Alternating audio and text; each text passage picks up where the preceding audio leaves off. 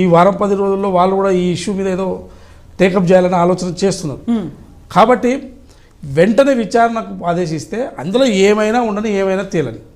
ఎందుకంటే అవసరం సెంట్రల్ సంబంధించిన సంస్థలకి ఇచ్చినా సరే, ఎందుకంటే కేంద్రంలో వాళ్ళే ఉన్నారు కాబట్టి ఇక దాన్ని ఎవరు ప్రశ్నించడానికి ఉండదు. సో బయటికి కూడా వస్తుంది. ప్రభుత్వం యొక్క చిత్తశుద్ధి కరెక్ట్ చిత్తశుద్ధితో ఉంది ప్రభుత్వం అనేది కూడా ప్రజల్లోకి పోతుంది. ఎందుకంటే రానున్న లోక్సభ ఎన్నికలు ఉన్నాయి. లోక్సభ ఎన్నికల్లో ఇది పెద్ద ఇష్యూ అవుతుంది. అవును, ఎందుకంటే మొన్నటి వరకు అసెంబ్లీ ఎన్నికల్లో ఇష్యూ అయింది, ఇది లోక్సభ ఎన్నికలకు కూడా ఇష్యూ అవుతుంది. కాబట్టి ఈ ఇష్యూను ప్రభుత్వం మంచిగా విచారణకు ఆదేశించి అందులో ఏమున్నది అనేది బయటికి తెలిస్తే వాళ్ళకు కూడా మంచి అవకాశం ఉంటుంది. ఎదుటి వాళ్ళు ప్రశ్నించడానికి ఉండదు, ప్రజలు కూడా ప్రశ్నించడానికి ఉండదు.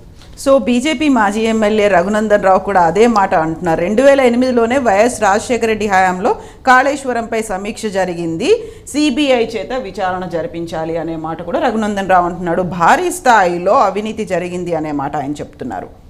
సో బీఆర్ఎస్ని టార్గెట్ చేస్తున్నట్ట, ఇటు కాంగ్రెస్ని టార్గెట్ చేస్తున్నట్ట బీజేపీ. అది ఇప్పుడు అదే నేను అందుకోసం ముందే చెప్పినాను, నాకు రఘునందరావు అన్నది కూడా నాకు తెలియదు. ఆయన ప్రాజెక్ట్ పై సమీక్ష నిర్వహిస్తే అసలు దోషి బయటపడతారు అనే మాట అన్నారు. భారీ స్థాయిలో అవినీతి జరిగేది. ఇప్పుడు 2004లో కాళేశ్వరం సంబంధించి జరిగిందంటే 2004 జరిగితే పనులేం ప్రారంభం, 2008 అప్పుడేం పనులేం ప్రారంభం కాలేదు. తెలంగాణ రాష్ట్రం వచ్చిన తర్వాతనే అది పైన తుమ్మిడియాటి నుంచి మేడిగడ్డకు వచ్చింది అనేది అందరికి తెలిసిన విషయమే. సో ఏది జరిగినా ఇప్పుడు వాళ్ళు కూడా బీజేపీ వాళ్ళు అందుకోసమే కాసుకొని కూర్చున్నారని చెప్తున్నాను నేను. అందుకోసమే ఎందుకు చెప్తున్నట్టే, అసలు వీళ్ళు విచారణ జరుపుతారా లేదా, జరిపితే ఎట్లా జరుపుతారు, వీళ్ళని నిజంగా వీళ్ళు అవినీతి బయటేస్తారా లేదా అనేది బీజేపీ సిద్ధంగా ఉన్నది. ఎందుకంటే బీజేపీకి కూడా కావాల్సింది అంటే ఇప్పుడున్న పరిస్థితుల్లో కాంగ్రెస్ పార్టీ అధికారంలో ఉంది కాబట్టి ఇక వాళ్ళ పోటీ ఎవరికున్నా పోటీ కాంగ్రెస్ పార్టీతోనే ఉంటుంది. పోటీ మొన్నటి వరకు ఏముంది, మా పోటీ అంతా బీఆర్ఎస్తోనే అన్నారు. ఎవరు బీజేపీ వాళ్ళు కాంగ్రెస్ని పక్క జరిపారు, కాంగ్రెస్ వాళ్ళు బీజేపీని పక్క జరిపి బీఆర్ఎస్తోనే పోటీ అన్నారు. ఇప్పుడు ఇది రెండు పార్టీలు కూడా మా కాంగ్రెసే పోటీ అంటాయి. సో కాబట్టి ఇందులో ఎవరెవరు తప్పుకోవాలి, తప్పించే ప్రయత్నం ఒక పక్కన ఒక రెండు పార్టీలు చేస్తుంది, బీఆర్ఎస్ చేస్తుంది, బీజేపీ చేస్తుంది.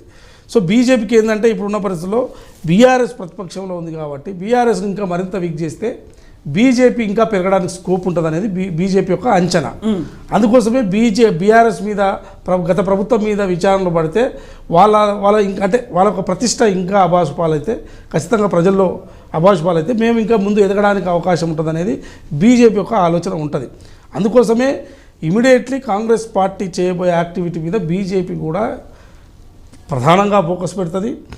ప్రధానంగా బీఆర్ఎస్ యొక్క అవినీతిని ఇన్ని రోజులు ఏంటంటే బీఆర్ఎస్ ఒకటైనా చర్చ జరిగింది. ఇప్పుడు వీళ్ళు ఏం చేస్తారంటే ఒకవేళ బీఆర్ఎస్ పట్ల ఏమాత్రం కొంత వెనక్కి తగ్గినా అది ప్రమాదం ఉంటుంది కాంగ్రెస్ పార్టీకి ఉంటుంది, బీఆర్ఎస్కి ఉంటుంది.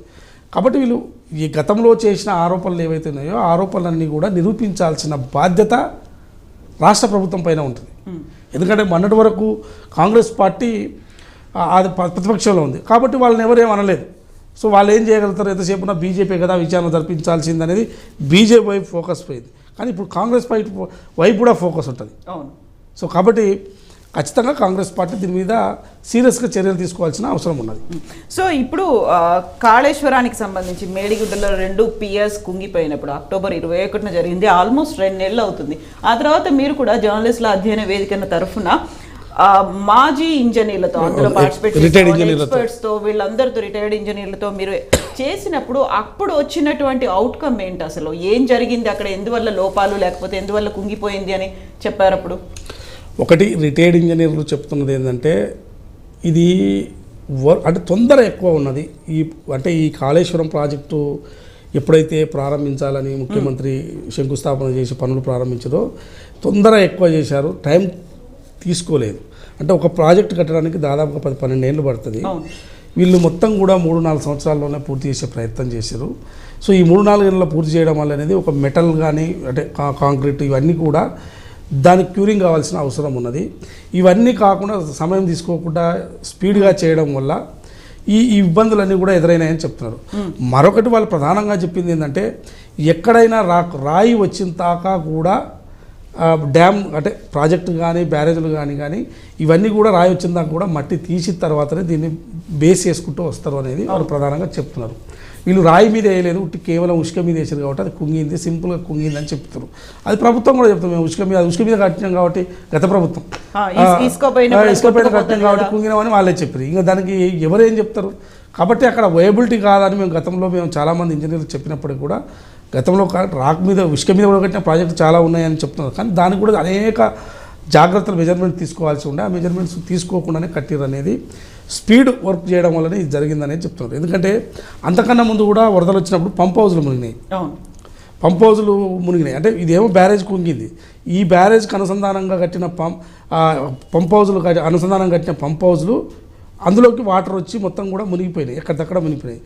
దానికి బేస్ కట్టలేదు కాబట్టి అది మునిగిపోయినాయని చెప్తున్నారు. అసలు ఆ డిజైన్ కూడా అది కూడా లోపమే అని చెప్తున్నారు. అసలు అది నిజంగా అది సివిల్ ఇంజనీర్లు అసలు అది డిజైనే చేయలేదు, అది ఎలక్ట్రిక్ ఇంజనీర్లు చేశారని చెప్తున్నారు. ఎలక్ట్రిక్ ఇంజనీర్లు ఓన్లీ మోటార్లు మొత్తం ఏదైనా వైరింగ్ దానికి సంబంధించి ఎంత పవర్ వాడాలి, ఎట్లా వాడాలి అనేది దానికి సంబంధించి. కానీ దాని సివిల్ వర్క్ కూడా వీళ్ళే చేశారు అనేది దాని మీద ఒక పెద్ద ఆరోపణ ఉన్నది. సో ఇది కూడా ఇట్లాంటివన్నీ కూడా బయటికి రావాల్సిన అవసరం ఉన్నది. అంటే ఇది నేను చెప్పింది కాదు, రిటైర్డ్ ఇంజనీర్లతో ఇంటర్వ్యూ చేసిన అంశంలో చెప్పినప్పుడు అంశాలే నేను మాట్లాడేది. సో కాబట్టి ఇట్లాంటి తప్పిదాలు జరిగినవి అనేది వాళ్ళు చెప్తున్నారు. ఇంకా మరొకటి, ఇప్పుడు ఏదైతే దీని మీద ఇంకా మీదికి కట్టుకుంటూ పోయిన బ్యారేజ్లు సుందిల్ల కావచ్చు, అన్నారం కావచ్చు, ఇవన్నీ కూడా బ్యారేజ్లన్నీ కూడా ఇసుక మీద కట్టారు. ఇవి కూడా భవిష్యత్తులో ప్రమాదం ఉండే అవకాశం ఉంది. మరి ఈ ప్రమాదాలు జరగకుండా ఏంటి అనే దాని మీద కూడా ఇప్పుడు వాటన్నిటిని కూడా వాటర్ ఖాళీ చేసి దానికి కావాల్సిన బండ్స్ ఏదో నిర్మించాలనేది ప్రాజెక్ట్ ఏదైతే బ్యారేజ్ కట్టిరో దానికి బండ్స్ నిర్మించాలి. ముందల వెనకాల ఒక బండ్స్ కట్టి మళ్ళీ వాటర్ స్టోరేజ్ మొత్తం చూసి అది బండ్స్ కట్టాలనేది వాళ్ళు చెప్తున్నారు. రకరకాల వాళ్ళు టెక్నికల్గా చెప్పిన అంశాలు. అంటే ఇప్పుడు ఇక్కడ ఒక బ్యారేజ్ ఉంటే బ్యారేజ్కి ఇక్కడ ఒక బండు ఇట్లా కట్టి అందులో మొత్తం కూడా కాంక్రీట్ కానీ రాయి కానీ ఇట్లా వేసి కట్టాలనేది వాళ్ళు చెప్తున్న విధానం. వాళ్ళు చెప్తున్నారు, చాలా అద్భుతంగా చెప్పారు. సో అట్లాంటివి పాటించలేదు అనేది రిటైర్డ్ ఇంజనీర్లు చెప్పిన అంశాలు. సో ఇట్లాంటివన్నీ కూడా చాలా లోపాలు ఉన్నాయి. ఈ లోపాలకు కారణాలు ఎవరు? అధికారులు. ఇట్లా దాదాపు 40-50 మంది ఉంటారు కారణం. ఎందుకంటే అల్టిమేట్గా చీఫ్ మినిస్టర్ చెప్పినప్పటికీ కింది స్థాయి నుంచి కూడా వర్క్ చేయాల్సి ఉంటుంది కదా. కింది స్థాయి నుంచి సర్వే నుంచి ఎవరైతే డిఫరెంట్ డిపార్ట్మెంట్స్ సర్వే చేసే నుంచి ఉంటుంది. అవి ఉన్నాయా లేవా, మరి ఇవన్నీ చేస్తే ఇవన్నీ సెంట్రల్ వాటర్ కమిషన్ ఏం చేసింది, ఇవన్నీ కూడా ఉంటాయి. కాబట్టి ఇందులో ఎవరెవరు వస్తారు అనే దాని మీద అందరినీ లాగాల్సింది. ఇట్లా ప్రాజెక్టు లక్షల కోట్లు పెట్టి ఈ కూలిపోతే మరి ఇవన్నీ ప్రజాస్వామ్యం అయితే వృధా అయినట్టే కదా. సో కాబట్టి ఇవాళ వీళ్ళకున్న అధికారాన్ని ఉపయోగించి, అంటే ఉపయోగించంటే ఏదో బలవంతంగా ఉపయోగించాల్సిన అవసరం లేదు, ఇలా నిజాలు తెలిస్తే సరిపోతుంది. సో కాబట్టి ఇమీడియట్లీ వాళ్ళు సిట్టింగ్ జడ్జితో జరిపిస్తారా, సిబిఐతో జరిపిస్తారా, మళ్ళీ ఏదో ఇప్పుడు సివిసి అంటున్నారు, సెంట్రల్ విజిలెన్స్ కమిషన్ అంటున్నారు, దాంతో జరిపిస్తారా, ఏదో ఒకటైతే విచారణ అయితే జరపాలి. జరిపితే వెంటనే కాంగ్రెస్ పార్టీ పట్ల కూడా కొంత ఇమేజ్ పెరుగుతుంది. ఎందుకంటే వీళ్ళు అన్న మాట మీద నిలబడ్డారు, వెంటనే కమిషన్ వేసారు, లేకుంటే విచారణకు ఆదేశించారు అనేది వాళ్ళకు కూడా మంచి పేరు వచ్చే అవకాశం ఉంది. సో ఆ టైంలో ప్రాజెక్టు కట్టడానికి ఒక 10 ఏళ్ళలో 12 ఏళ్ళలో 15 ఏళ్ళలో కాకుండా లేటెస్ట్ టెక్నాలజీని యూజ్ చేసాం. విదేశాల్లో ఏ రకమైనటువంటి టెక్నాలజీ అయితే యూజ్ అవుతుందో దాన్ని మన దగ్గర యూజ్ చేసాం కాబట్టి 5 ఏళ్ల లోపే అది పూర్తి చేయగలిగాము అనేది కేసీఆర్ సర్కార్ గతంలో కూడా చాలా చెప్పింది కదా. ఇప్పుడు నేనేమంటే శ్రీశైలం నాగార్జున సాగర్ కట్టడానికి అప్పుడు మీరు అన్నట్టు ఏ టెక్నాలజీ లేదు. అవును, ఎక్కువ అంటే పవర్ ఎక్కువ యూస్ అయింది. మనం ఎక్కువగా అంటే మనుషులే ఎక్కువ అందులో దిగి పనిచేయాల్సిన పరిస్థితి ఉన్నది. ఎందుకంటే నీవు ఒక రాయి పేర్చాలన్నా మనుషులే పోయి పేర్చేది. సో ఇవాళ మీరు కాంక్రీట్ తయారు చేయాలన్నా మనుషులే తయారు చేసేది. కానీ ఇప్పుడు అంతా కూడా రెడీమేడ్గా తయారవుతుంది, మనం కాదంటలేము. కానీ సమయం కూడా ఇవ్వాలి కదా. ఇప్పుడు మనకు గతంలో శ్రీశైలం కట్టిన ప్రాజెక్టు సంబంధించిన మన విజువల్ వీడియోస్ ఉన్నాయి, ఇప్పటికి కూడా ఉన్నాయి, బ్లాక్ అండ్ వైట్లో వీడియోస్ ఉన్నాయి. అసలు నిజంగా కూడా ఎంత గమ్మత్తుగా అంత స్ట్రాంగ్గా అసలు మ్యాన్ పవర్తో అట్లా అంత స్ట్రాంగ్గా కట్టిరంటే అవి ఎంత స్ట్రాంగ్ ఉన్నాయి ఇప్పుడు ప్రాజెక్టులు. మరి అది దాదాపుగా ఒక 30-40 కిలోమీటర్ల బ్యాక్ వాటర్ ఉంటుంది. శ్రీశైలం అయితే నాకు తెలిసి 30-40 కిలోమీటర్ల బ్యాక్ వాటరే ఉంటుంది. దాదాపు జోగులాంబ దాకా శ్రీశైలం నుంచి మొదలు పెడితే జోగులాంబ దాకా ఉంటుంది. నాకు తెలిసి 70-80 కిలోమీటర్లు ఉంటుందేమో. జోగులాంబ దాకా వాటర్ ఉంటుంది. అంత బ్యాక్ వాటర్ను తట్టుకొని డ్యామ్ నిలబడుతున్నది కదా. సో మరి ఎంత స్ట్రాంగ్గా కట్టిరు. మరి ఉన్నది ఇప్పుడు లేటెస్ట్ టెక్నాలజీ ఉండొచ్చు. లేటెస్ట్ టెక్నాలజీ ఉంటుంది, మరి ఎందుకు కుంగింది? కుంగడానికి కారణం ఒకటే, మనము పాయింట్ ఏదైతే బ్యారేజ్ పాయింట్ ఎక్కడైతే పెట్టుకున్నామో ఆ పాయింట్ సరైన పాయింట్ కాదు. ఒకటి మీరు కట్టిన ఏదైతే సమయం కూడా తీసుకోలేదు, సమయం కూడా తీసుకోకపోవడం వల్ల ఇదంతా కూడా అనేక ఆరోపణలు వస్తున్నాయి. ఆరోపణలు కాదు, నిజమనే చెప్తున్నారు. ఆరోపణలను కూడా మనం చెప్పడానికి కూడా ఏం లేదు, నిజమనే వస్తున్నాయి. మరి అటువంటి శ్రీశైలం లాంటి ప్రాజెక్టులు ఇన్ని సంవత్సరాలు నిలబడగలిగినాయి. నాగార్జున సార్ లాంటి ప్రాజెక్ట్, ఇంకా నాగార్జున సార్ ప్రాజెక్ట్ అయితే ఇక ప్లేన్గా ఉన్నది. ఇక శ్రీశైలం ప్రాజెక్ట్ అంటే రెండు గుట్టల మధ్యలో ఉంది. సో బలంగా పెట్టడానికి అక్కడ కట్టడానికి వీలుంది అనుకోండి.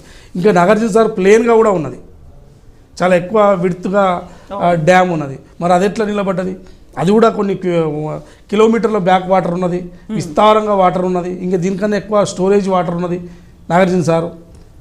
సో ఎంత టెక్నాలజీ ఏది వచ్చినా మనం ఎంత దానిలో క్వాలిటీ ఉన్నది అనేది ఇంపార్టెంట్. క్వాలిటీ లేకుండా కరెక్ట్ టెక్నికల్గా మీరు అంశాలు చూసుకోకుండా కడితే ఏదైనా నువ్వు ఎంత అద్భుతమైన టెక్నాలజీ తెచ్చినా నిలబడదు. కాబట్టి ఈ టెక్నాలజీతో కట్టినాం, ఇది కట్టినాం అని చెప్పి దానికి ఏదో రంగులు పూసి అద్భుతంగా ఉన్నది బ్యారేజ్ అని చెప్పి ఎన్ని రోజులు దాన్ని మరి కొన్ని రోజులు దాన్ని ఒక టూరిస్ట్ స్పాట్గా కూడా మార్చారు. ఆ టూరిస్ట్ స్పాట్ అంటే మామూలు స్పాట్ కాదు, మొత్తం అక్కడ నుంచి మహబూబ్నగర్ నుంచి కూడా బస్సులు పెట్టి చూయించి 2018 టూరిజం డిపార్ట్మెంట్ కూడా అప్పుడు స్పెషల్ బస్సులు పెట్టి ఒక ప్యాకేజ్. ఓకే, నేనేమన్నంటే ప్రభుత్వాలు మంచి చేసినప్పుడు అది చూయించుకోవడంలో తప్పేం లేదు, చూయించుకోండి. ఇంకా మంచిగా ఫర్దర్గా కూడా మంచిగా ప్రజలకు చేయండి. కానీ మీరు చేసిన పని ఇట్లా అయింది కదా, అది మరి ఇలా టూరిస్ట్ అరే మనం చూసి వచ్చిన ప్రాజెక్ట్ కూలిపోయిందని ప్రజలంతా చర్చించుకుంటారు కదా. మీరు పెట్టిన ప్రజలతో మొత్తం బస్సులు పెట్టి చూపించిన ప్రాజెక్టు కూలిపోయిందంటే అదే ప్రజలు ఊర్లో గ్రామాల్లో చర్చించుకుంటారు కదా. సో మరి ఆ పరిస్థితి రాకూడదు కదా. మరి కట్టిన 4 ఏళ్లలో ఈ పరిస్థితి వచ్చిందంటే అందుకోసమే నేను చెప్తున్నాను, ఏదైనా ప్రాజెక్టు కట్టేటప్పుడు తొందరగా సమయం తీసుకోకుండా కడితే ఇట్లనే ఉంటాయి. ఇవి ఏ ప్రాజెక్టు జూరాల ప్రాజెక్టు కడితే దాదాపు 14 సంవత్సరాలు పట్టిందంట ప్రాజెక్టు. కేవలం జూరాల అంటే అది 9 TMCల కెపాసిటీతో కట్టిన ప్రాజెక్టు అది దాదాపు 13 సంవత్సరాలు పట్టింది జూరాల ప్రాజెక్టు కట్టడానికి. సో మరి కాళేశ్వరం అంటే గోదావరి అంటే పెద్ద నది, అది విస్తారంగా అసలు ప్రవాహం మామూలుగా ఉండదు కదా. మరి అటువంటి ప్రభావం వచ్చే గోదావరి నది మీద మీరు 3 సంవత్సరాల్లో కట్టడం అంటే ఇది దారుణం అసలు వాస్తవానికి చెప్పాలంటే. కాకపోతే ఇప్పుడు కట్టిర్రు అయిపోయింది, దాన్ని ఎట్లా నిలబెట్టాలి ఏందనేది ప్లాన్ ఇప్పుడున్న ప్రభుత్వం కూడా చేయాలి. ఇంకా అది నిలబడడానికి స్కోపు ఉంది ఉందా లేదా అనేది దాన్ని అంచనా వేసి. ఎగ్జాక్ట్లీ, ఎందుకంటే మేడిగడ్డ లాగా అన్నారం ఉంది, సుందీల కూడా అట్లాగే డిజైన్ ఉంది కాబట్టి అప్పుడు ఆ టైంలో కూడా వాటి మీద కూడా డౌట్లు వచ్చినాయి. మేడిగడ్డ కింది కాబట్టి ఈ రెండు ఏమవుతాయి అనేది వచ్చింది ఆల్రెడీ. అది అన్నారమా అదే సుందీలన్న ఆల్రెడీ బుడగలు వచ్చినాయి, అవి కూడా కొన్ని వచ్చినాయి కదా. అయితే నేను ఏమంటే ఇప్పుడు ఉన్నదాన్ని అయితే ఎట్లయినా నిలబెట్టాలి. ఆ నిలబెట్టడానికి ఏమైనా ఉందా